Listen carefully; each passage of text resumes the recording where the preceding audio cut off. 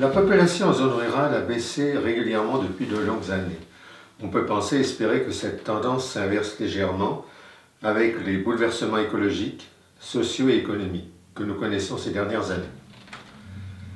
Grâce à la révolution de l'Internet, la zone rurale n'est plus éloignée de l'information ni de la modernité.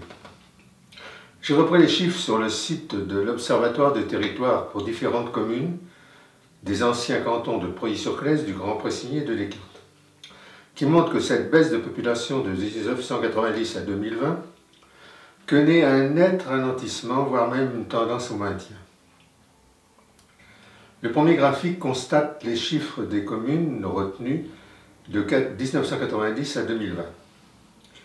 Les suivants donnent une idée de la perte impressionnante de la population pour toutes ces communes de 1876 à 2020.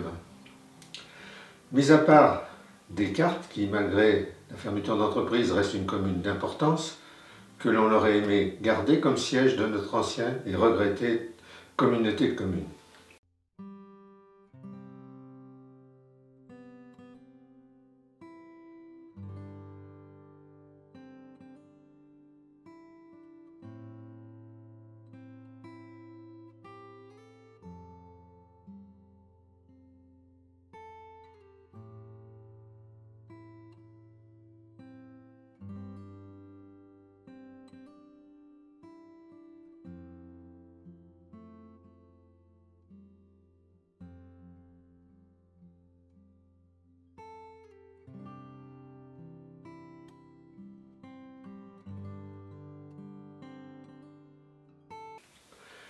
Quelques graphiques complémentaires sur l'évolution de la population d'un panel réduit aux communes proches de Preuilly-sur-Claise.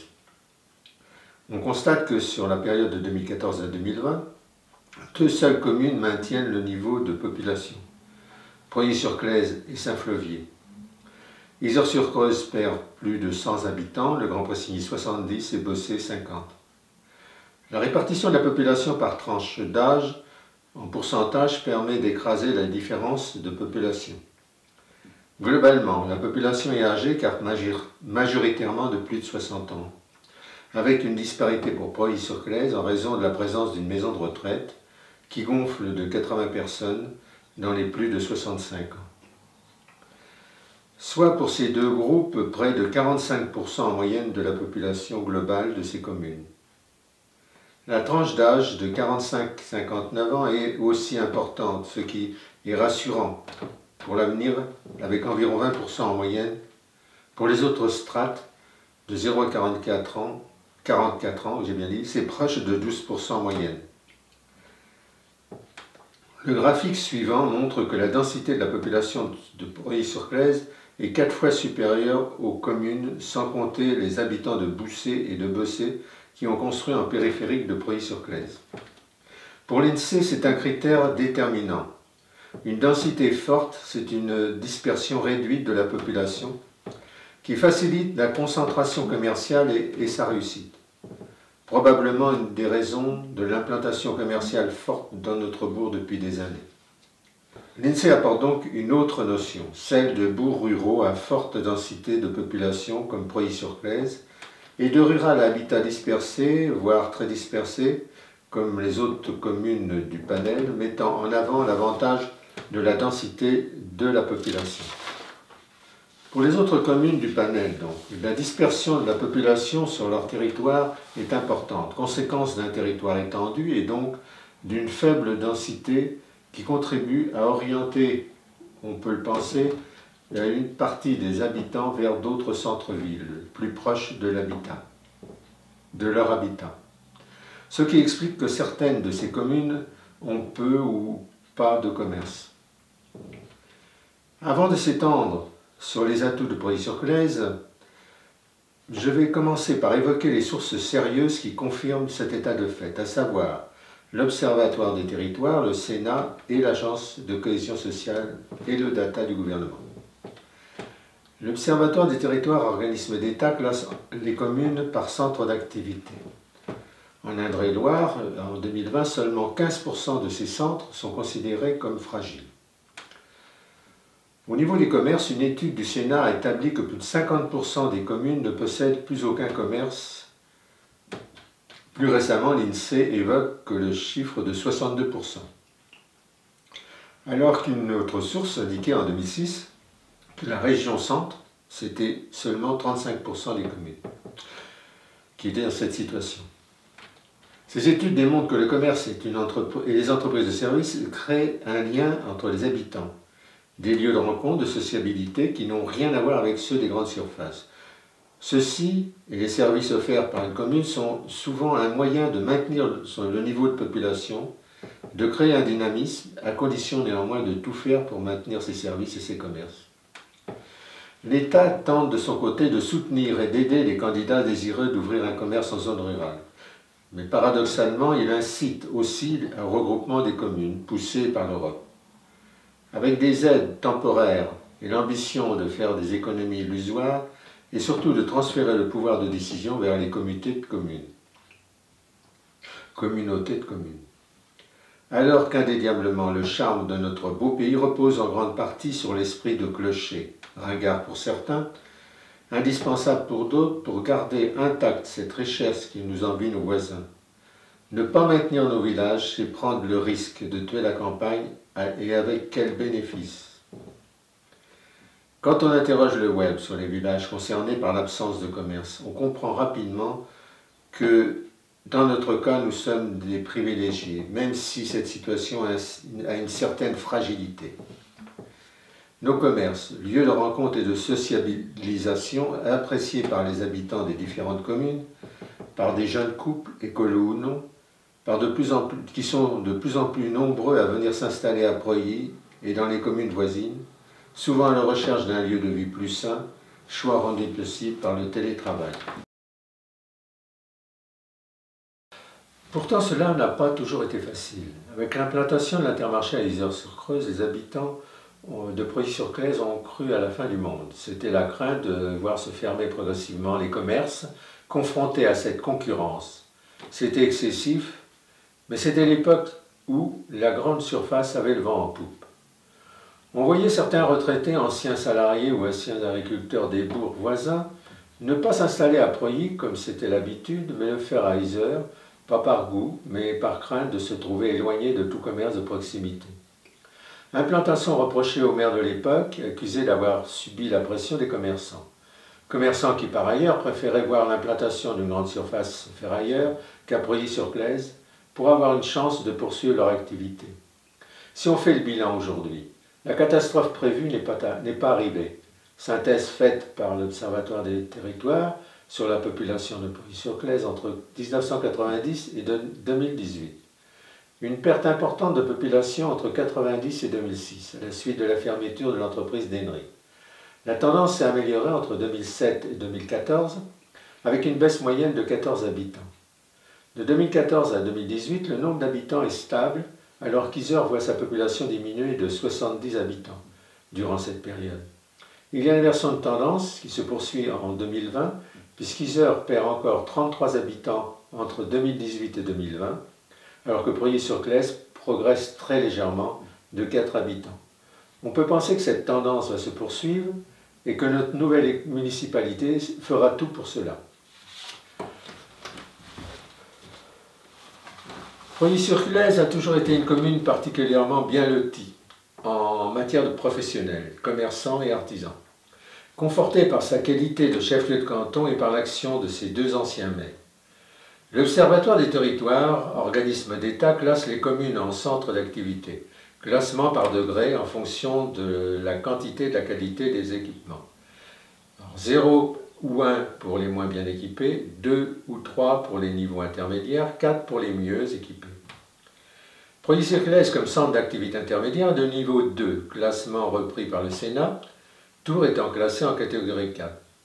En ce qui concerne le Sud Touraine,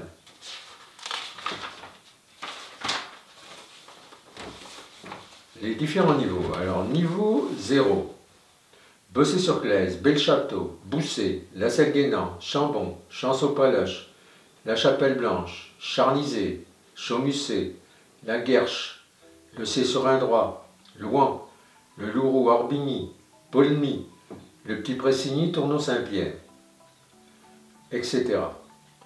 Le niveau 1, Saint-Fleuvier, Yzeure-sur-Creuse, le Grand Pressigny, Mantelan, Montrésor, Pérusson, Reignac, Chambourg-sur-Indre, Genillé, etc. Ces deux groupes sont les deux plus importants. Niveau 2, Descartes, Ligueuil, Preuilly-sur-Claise. Niveau 3, Loches. Et on a vu qu'il est tout. Le niveau 4, c'est des grandes villes comme Tours ou Orléans probablement. Définition des centres intermédiaires niveau 2, dont fait partie Descartes, Ligueuil et Preuilly-sur-Claise, comme on vient de le voir. Les centres intermédiaires présentent une offre enrichie de 29 équipements par rapport aux centres locaux. Médecins, généralistes, chirurgiens dentistes, bureaux de poste, banques, stations-service, supermarchés, écoles, maternelles, collèges. Pour Preuilly-sur-Claise, l'on doit supprimer le supermarché. Mais celui-ci est largement compensé par le développement des ventes sur Internet en pleine expansion. Livrer à domicile ou à proximité pour l'équipement et l'habillement, et de nombreux commerces de proximité, ainsi qu'alimentaires et d'un artisanat diversifié. D'autres possibilités s'offrent aux habitants, la piscine, le camping, la médiathèque, un collège et une école privée complètent l'offre scolaire du public. Une office notariale, une maison de retraite, un gymnase, une salle des fêtes, de nombreux monuments, dont un musée, et une abbatiale romane classée monument historique, 2 guinguettes, la gendarmerie, un cabinet d'infirmière, un service incendie avec une caserne de pompiers, une zone artisanale, un centre de loisirs, un accueil Croix-Rouge, un resto du cœur. Ce classement s'appuie sur l'équipement de Preuilly-sur-Claise hérité de sa position de chef-lieu de canton que l'État a cru bon de regrouper. Le canton de Descartes regroupe maintenant 4 anciens cantons, celui de Ligueuil, du Grand Pressigny, de Preuilly-sur-Claise et de Descartes.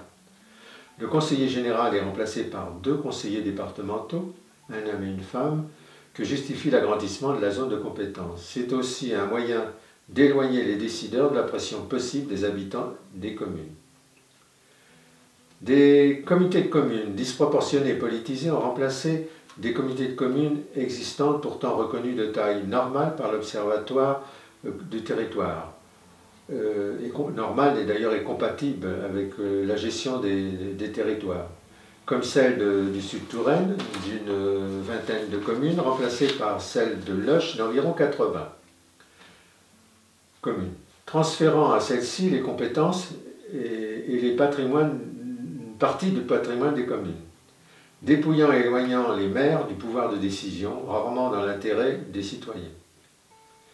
Les équipements importants ont été implantés sur notre commune durant près de 40 ans par l'ancien maire Yves Mabéraud, alors conseiller général, travail poursuivi pendant 12 ans par son successeur Gilles Bertucelli, qui fut à son tour conseiller général. En conséquence de quoi, notre commune a des équipements permettant de répondre à une population de plus de 2000 habitants.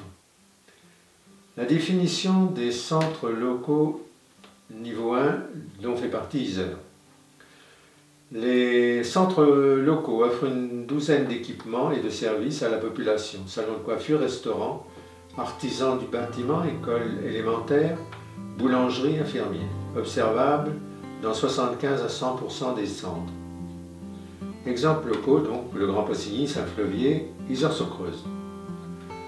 On peut s'étonner que ce classement national n'a pas été retenu par la communauté de communes de Loches. Celle-ci positionne étrangement Yzeure-sur-Creuse comme pôle intermédiaire, proche de l'appellation nationale centre intermédiaire, et Preuilly-sur-Claise en pôle de proximité, apparenté sans aucun doute aux centres locaux nationaux. La contestation des élus et des habitants de Preuilly-sur-Claise est parfaitement justifiée, et le président de la communauté de communes se trompe ou fait du copinage, ce qui paraît surprenant. Pourtant, celui-ci a été choqué par cette contestation légitime.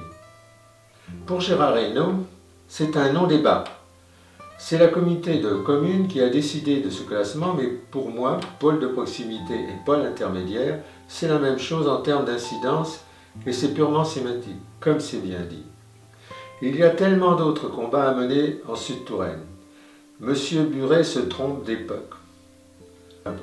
a réagi le président de la communauté de communes. Tout juste reconnaît-il un intérêt stratégique supérieur pour les communes classées pôle intermédiaire, extrait de la Nouvelle République du 26 janvier 2023. Cette position de politique locale est difficile à justifier alors que, comme nous le venons de le voir, l'Observatoire des territoires et le Sénat classent Preuilly-sur-Claise en centre intermédiaire et Yzeure en centres locaux. Inversion plutôt surprenante. Gérard Hinault dit que c'est la communauté de communes qui a décidé et tente de minimiser l'impact. Il affirme aimer Preuilly-sur-Claise. On peut en douter quand on modifie un classement national sans pouvoir le justifier. Et quand il affirme à des habitants de Preuilly-sur-Claise que rien ne sera fait pour réduire le flux des camions, alors qu'un élu du département, dont c'est la compétence, affirme le contraire. Les nombreux commerces de proximité de la région de Preuilly-sur-Claise, commerces de qualité qui sollicitent de plus en plus les habitants au détriment des grandes surfaces. Des équipements présents uniquement à Preuilly-sur-Claise, localement, desservant de nombreuses communes voisines. Le charme d'un beau village situé dans la vallée de la Claise compense largement la présence d'une grande surface sur une commune moins bien équipée que Preuilly-sur-Claise. La communauté de communes est la seule avec le maire d'Yzeure, vice-président de la communauté de communes, à vouloir ignorer cette évidence, puisqu'en 2019, lors du lancement par le gouvernement de l'action Petite Ville de demain, c'est Preuilly-sur-Claise qui a été normalement retenu dans le sud Touraine, avec Ligueuil et Loches. Alors que nos élus nationaux parlent de regroupement économique, les Français parlent de proximité, de leur commerce, de leurs services et souhaitent dans la majorité conserver leur bourg, lieu de vie et de socialisation. Refusent de fusionner pour des raisons financières illusoires. D'autres solutions existent sans aucun doute, plus économiques. D'expérience, plus les structures communales ou communautaires sont grosses, plus elles sont dépensières. Mais le seul équipement assez exceptionnel pour une petite commune n'aurait pas été suffisant s'il n'y avait pas eu aussi un nombre important de commerces de proximité. Deuxième gros atout de Preuilly-sur-Claise par rapport à beaucoup de communes. Si aujourd'hui Preuilly-sur-Claise a un tissu commercial important, c'est aussi dû à un héritage des années passées. Traditionnellement, Preuilly-sur-Claise a de tout temps connu une activité commerciale et artisanale particulièrement importante dans le sud Touraine. Les anciennes cartes postales en sont la preuve. Au fil des temps et en raison de la mécanisation de l'agriculture, un grand nombre de personnes, directement ou indirectement, ont dû quitter la zone rurale, entraînant de ce fait la fermeture de commerces et la disparition d'une partie de l'artisanat. Malgré cela, la commune de Preuilly-sur-Claise continue à maintenir une forte activité commerciale majoritairement tournée vers l'alimentaire. C'est remarquable et rare pour un bourg de 1000 habitants, comme le font remarquer régulièrement les professionnels sillonnant l'Indre-et-Loire et les départements limitrophes. Comme nous l'avons vu, la forte densité de population a joué un rôle important, d'autant plus qu'elle était à l'époque nettement supérieure à aujourd'hui.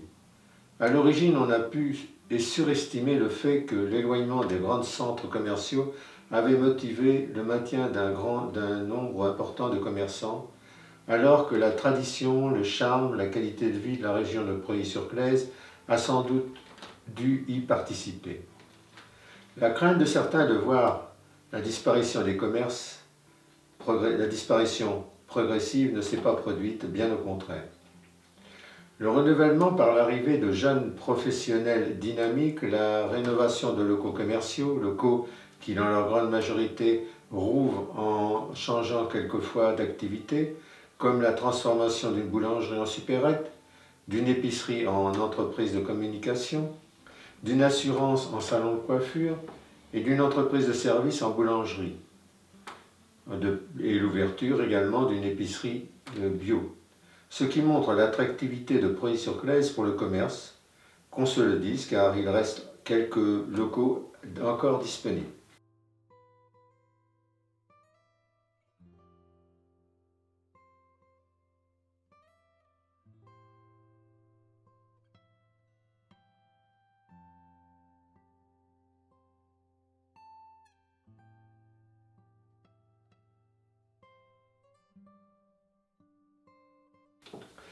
La fermeture successive de restaurants a pu nous inquiéter. 2 d'entre eux retrouvent progressivement leur activité. Tous ces commerces sont des lieux de rencontre et de convivialité encouragés par les commerçants eux-mêmes. Notre couple d'épiciers s'est fait remarquer par leur dynamisme par la Chambre de commerce d'Indre-et-Loire en réalisant un chiffre d'affaires record dans leur ancienne boutique. Dynamisme qui leur a permis de créer un point de vente à la taille de leur ambition et de nos attentes. Plus récemment, suite sans doute aux crises successives de ces dernières années, le consommateur privilégie de plus en plus le petit commerce de proximité, plus convivial, moins anonyme, cela au détriment des grandes surfaces, ce qui semble se confirmer à Preuilly-sur-Claise avec le maintien d'un commerce de proximité et la poursuite du marché actif enrichi par des producteurs bio des environs. Tout le monde n'est pas d'accord pour cette analyse faite par les médias et la presse nationale. C'est une tendance. Si elle se confirme dans le temps, on ne pourra que se féliciter que l'implantation des grandes surfaces se soit faite dans des villages voisins. Bénéficier de nos commerçants et d'un flux de circulation supplémentaire, c'est tout bénef. Nous sommes déjà comblés par un flux de véhicules et de camions de plus en plus gros que le département et la préfecture peinent ou refusent de réguler. À la résistance du petit commerce s'ajoute un autre problème pour les grandes surfaces, la progression exponentielle de la vente par Internet, sollicitée de plus en plus par le consommateur rural qui bénéficie ainsi des mêmes services et avantages à domicile que les citadins. Si ce développement de commerce en ligne a un peu d'incidence sur le petit commerce alimentaire, il représente une concurrence importante pour les grandes chaînes commerciales et les grandes surfaces dans l'équipement et pour l'habillement. Sous l'impulsion de Gilles Bertucelli, maire de Preuilly-sur-Claise élu en 2007, notre commune a connu un nouvel élan qui a redonné confiance aux habitants et encouragé la venue de nouveaux habitants. Avec la rénovation et l'enjolivement du centre-bourg, l'arrivée de nouvelles entreprises, l'attractivité naturelle de Preuilly-sur-Claise est relancée. Les habitants des bourgs voisins et de Preuilly, les nouveaux venus, sont rassurés par la perspective et par l'embellie du commerce de proximité. En plus de cela, l'évolution des consommateurs recherche beaucoup plus la qualité et la proximité, ce qui profite au petit commerce qu'ils trouvent à Preuilly-sur-Claise. Par la suite, comme beaucoup de communes rurales, les électeurs ont été séduits par de nouveaux venus. Associés à quelques anciens élus, ils s'imposent en raison de leur assurance et de leur soi-disant expérience acquise sous d'autres cieux. Critiques et sur deux, ils montrent rapidement leur impréparation, leur ignorance de la gestion communale, du rôle des élus, de la gestion des travaux et de la connaissance de l'environnement et du contexte local. Refusant le débat démocratique et les conseils des anciens. Au bout de 3 ans, les nouveaux élus sont toujours pleins de projets, mais n'en ont réalisé aucun, mis à part l'achèvement de travaux lancés par l'ancien conseil. Les habitants critiquent à leur tour, sans regretter leur choix.